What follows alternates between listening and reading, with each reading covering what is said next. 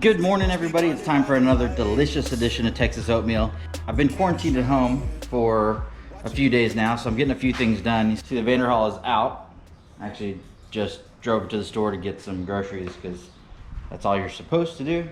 And I've been working on this bad boy. So finally took the time to install the fog lights. Ooh,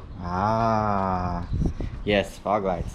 I made them amber because I like amber colored fog lights. That's probably what they should be anyways, right? Because they're fog lights. They're supposed to be amber to cut through the fog. Not that it gets super foggy in Texas all that often, but I also made them running lights so that they're just on all the time, using just the stock bulbs. I tinted the fog light itself just like I tinted the Vanderhall headlights. Not that you can see that from here, but I decided that that would be the look I'm going for. I really love, you know, like say the amber color on these, the amber color on the fog lights. Anyways, just so you know too, I actually went through, this is really hard to see because it's a GoPro and it's dark. There. So there's a screw right here. There's a screw right here. And there's a couple underneath. Take all those out and you can actually pull this out of the wheel well. Also turn my wheels whichever direction to get them out of the way. Pull this out and you put the fog lights in through here. You don't have to take off the whole bumper. That's a lot of work. This was really easy.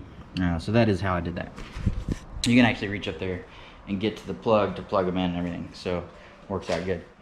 So I also did the fog light trick because I didn't want to, so I bought the cheap like eBay or Amazon. I bought the Amazon fog light kit. It was like 40 bucks. It came with this huge thing of wire. This is really complicated looking. It's really not that complicated, but it's complicated, way more complicated than what I did. So I took all this and I threw it in the garbage, and I bought add a circuit holder. Boom, right there. Add a circuit holder. Okay, and I've already installed it, so it's not in there.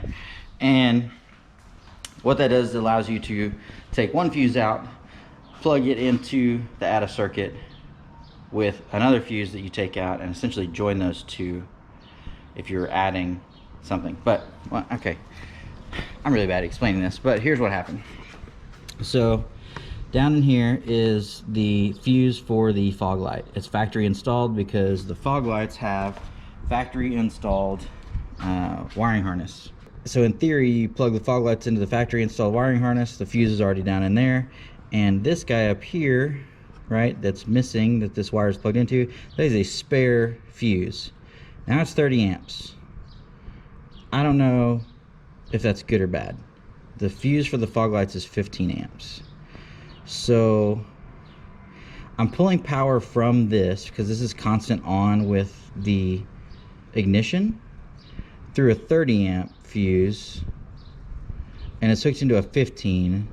The 15 is going to the fog light. So I think in theory if the fog light had anything malfunction, the 15 amp fuse would pop.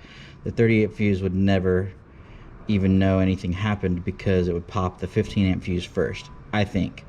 Don't quote me on that, but that's what I did. That's what I saw some other people doing for the fog light mod if they wanted to run them always on. Some people plug this into like something else that gets ignition power, like a tail light or something. I made it where it's just a daytime running light, essentially just has constant power, but still using the factory wiring and everything. So I don't have the headlight stock that has the fog light switch because I don't need it.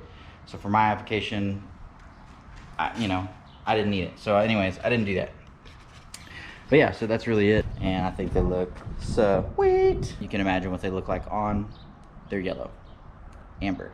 For the rest of today, I'm going to make a platform for the back of my truck.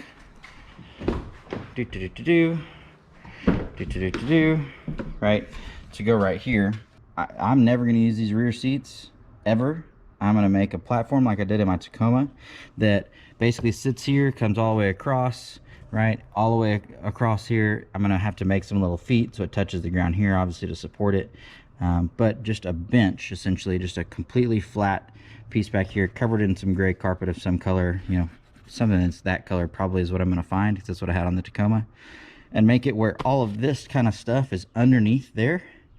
So for one, you can't see it, and two, you have a flat area if you wanted to like load groceries or tools or whatever else you wanted back here. It's just flat. It's not way down here, whatever.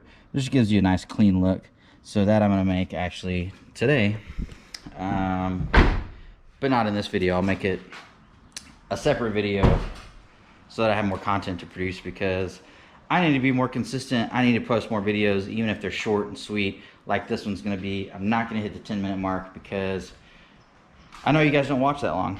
So this is my wood that I'm gonna use. This is actually all the leftover wood from the cabinet that I put all the yard equipment in. So that cabinet there, yard equipment, right? This is the stuff that was supposed to go inside there. These are all the inserts for making like a divider system, because that's really like a closet or something. This piece happens to be nice and long and nice and wide to be able to use for that mod for the truck. So it has to be like 52 by 19 and a half or something, and this is like 54 by 20 or enough that it'll obviously work. So that's the goal for today, is to finish that up, because I have nothing else to do. I did some yard work, so that's real fun.